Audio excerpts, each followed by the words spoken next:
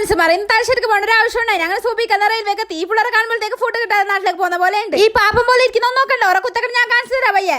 ഞാൻ വെറുതെ ഇരിക്കായിരുന്നു, ഇന്ന് കുറച്ച് സമയം റെസ്റ്റ് എടുക്കട്ടെ.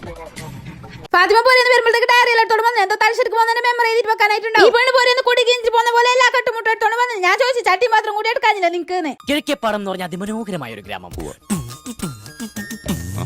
അപ്പൊ ഇപ്പഴത്തെ നോഞ്ചലുണ്ട് നിങ്ങൾ എന്തെങ്കിലും ഞാൻ കുറച്ച് ഫോൺ നോക്കുന്നേ നാളെ കഥ പറഞ്ഞ് മാറിപ്പോയി. ഇത് ഡയറി എന്തല്ലേ ഏതോ പുതിയ സ്ക്രിപ്റ്റ് തയ്യാറാക്കുന്നത് ഒന്നും ചിന്തിക്കുന്ന കാണുമ്പോഴത്തേക്ക് നിങ്ങൾ ഈ കാണുന്നത് മാൽക്കിസ്റ്റ് ബിസ്ക്കറ്റിന്റെ പരസ്യം ഒന്നല്ല. അവർ രണ്ടും വേണ്ടി തല്ലാക്കുന്നുള്ളത്. കുറച്ച് കഴിഞ്ഞിട്ട് മുപ്പത് കാലം ആൾക്കാരേ കിരിമാമുണ്ടായത് ആടിയും ചക്ര പോലെ കണ്ടിട്ട് കാസർഗോഡ് തലശ്ശേരിക്ക് എത്തിയത് അറിഞ്ഞിട്ട് ഫസ്റ്റ് ഒന്ന് പറഞ്ഞ കാര്യം സാധിച്ചിട്ട് പോകുമ്പോഴത്തേക്ക് ഫാത്തിമ ചെല്ലാം കിട്ടുന്ന ഫുഡ് ആയിക്കോണം ഇവിടെ നിർത്തണം. പിന്നെ എന്താ തോന്നിട്ടല്ലായിട്ട് നമ്മളോട്ട് നമ്മൾ ആവശ്യമുള്ള കഴിഞ്ഞ റെയിൽവേക്ക് പോയി. അടുത്തുള്ള എന്തോ ഉപ്പ് പോലെ അയാളെ മടിയിൽ കാലിൽ വെച്ച് ഫോൺ നോക്കുന്നുണ്ടായി. അയാൾ ഏതോ ലോകത്തുണ്ടായി. അതുകൊണ്ട് മോശമല്ലേ അതാ അങ്ങനെ നമ്മുടെ നാട്ടിലേക്ക് എത്തി. ഞാൻ സേനങ്ങൾ പേർക്ക് പോകാൻ അപ്പോഴത്തേക്കുണ്ട് ഏതോ ഡ്രസ്സിന്റെ ഷോപ്പ് കണ്ടപ്പോഴത്തെ കാലത്തേക്ക് പോയി. ഓള് പോയി ഫാത്തിമാക്കുന്ന ഡ്രസ്സ് നോക്കുന്ന തിരക്കിൽ ചെയ്യുമ്പോൾ മറന്നു പാപ്പൻ തോന്നുന്ന എടുത്തിട്ട് കാണിക്കുന്നുണ്ട്. ഉമ്മാക്കാല ഡ്രസ് ഉണ്ട് ഉമ്മക്ക് ഇത് മതി നോൾക്കൂട്ടാകാലത്തേക്ക് ഒഞ്ചോടിച്ച് നിലത്തിരുന്നു. നിങ്ങൾ എന്ത് വഴങ്ങാക്കി പോകുമ്പോഴത്തെ കാര്യം വിളിച്ചാൽ മതി. അത്ര ഞാൻ അവിടെ കുത്തകടാക്കുന്നത് ഓൻകുള്ള ഡ്രസ്സും എങ്ങനെ ഇപ്പൊ അങ്ങനെ ഞങ്ങൾ നേരെ പേർക്ക് പോയി. അപ്പൊ കാണാം. ബൈ.